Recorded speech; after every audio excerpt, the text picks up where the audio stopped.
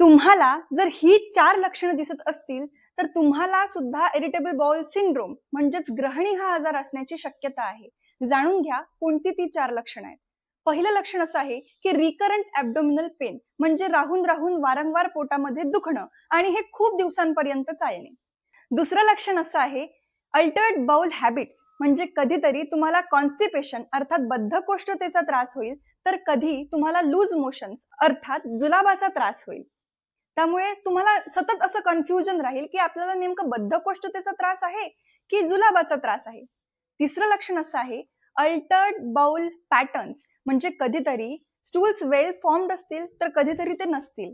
कधीतरी शौचावाटे आव जाईल, कधीतरी खाल्लेलं अन्न जसंच्या तसं शौचावाटे बाहेर पडेल.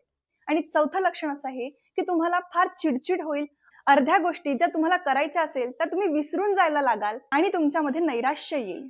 जर हे सर्व लक्षणं तुम्हाला जाणवत असतील तर त्याकडे दुर्लक्ष करू नका, कारण पाचनम शुद्धम चेतसा शुद्धीही, जर पचन चांगलं असेल तर मन सुद्धा शुद्ध राहतं.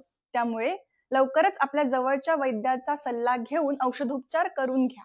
तुम्हाला जर ही माहिती आवडली असेल तर लाईक करा, कमेंट करून मला सांगा, या चॅनलला सबस्क्राईब करा, जास्तीत जास्त लोकांपर्यंत हा व्हिडिओ पोहोचवा. धन्यवाद.